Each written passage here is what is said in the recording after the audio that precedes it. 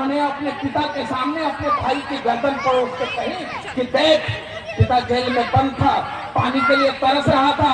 शाहजहां ने कहा कि तुमसे तो अच्छे वो हिंदू हैं जो अपने माँ बाप को मरने के बाद चल देते हैं। तू तो अभागा, जीतेगी हमें चल जीतेगा। ये संस्कृति हमने वहां से सीखी। हमारा लिबास संसार में सबसे घंटी है, बहुत बड़ी खतरे की घंटी है। ये दिमागी बीमारी हमने पाली है। जैसे ही राम आ जाएंगे, घर के अंदर आने चाहिए, अपने पास आने चाहिए। अपने पास तभी आएंगे जब उनका गुण हमारे पास आएगा, और गुण तभी आएगा जब अभ्यास होगा। इसीलिए कृष्ण ने कौंते को कहा, कौंते बड़ा परेशान हो गए थे और परेशान होकर बोला कि नाना नाना ये सब हमको नहीं आएगा। कृष्ण तुम कैसे मित्र हो यार, तुम तो बड़े खतरनाक खेल बता रहे हो मुझे। उन्होंने कहा अभ्यास है मैं कौन तो सर्वत्र विजयी के जाए, और भगवान राम ने भी यही कहा। ऐसा धैर्यवान कौन हो सकता है, ऐसा शीलवान कौन हो सकता है, ऐसा चरित्रवान कौन हो सकता है, इतना ज्यादा वैभव और धैर्यवान कौन हो सकता है। इस राम ने युद्ध के समय जितना क्रोध उत्पन्न किया था और लक्ष्मण जी ने उनको गुस्सा दिला दिया था, यदि भगवान ने उसको संभाला नहीं होता तो उस समय क्या स्थिति उत्पन्न होती। उस उत्पन्नता को देख करके, और दोनों अवतारी, परशुराम भी अवतारी और कृष्ण भी, राम भी अवतारी, और वो पहचान गए कि ये तो प्रभु हैं, अब कहां फंस गए। पहचानना होगा, हमें अपनी साधना की ओर लौटना होगा।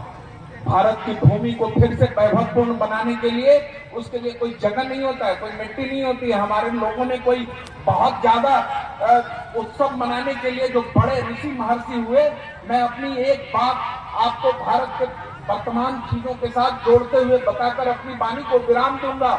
इस देश के अंदर आक्रमण की जब प्रक्रिया शुरू हुई थी तो सिकंदर को विश्व विजयी कहा गया था।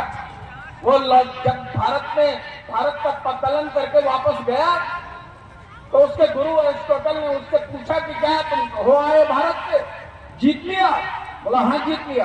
बोला तुमने किसी, ये राजा राधिका रमन प्रसाद जी ने अपनी कहानी में लिखा है हिंदी में। बोला जीत लिया? बोला हाँ जीत लिया। बोला कैसे जीता? बोला पूरा भारत विजयी कर लिया, तो हमको विश्व विजेता जल्दी घोषित करो। बोला नहीं, तुम किसी ऋषि से मिलके आए हो? बोला ना, कांटायन में ऋषि रहते थे, उनके पास गए, वो बेचारे कोपिन में धूप सेक रहे थे और पीछे से घोड़ा खड़ा कर दिया उनका सेनापति, वो जो सिकंदर का, और कहा देखो तुमसे विश्व विजेता मिलने आया है। क्या जवाब मिला था मालूम है? उन्होंने कहा जो आया है उसे आने दो, उससे पहले कहो कि मेरे और सूर्य के बीच में जो रास्ता है वहां से हट जाए। ये साहस विश्व विजेता को कहने का जिस दिन भारत के बच्चों में आ जाएगा, उस दिन ये देश संसार के किसी भी हिस्से में जाएगा, वो गिरेगा नहीं, टूटेगा नहीं।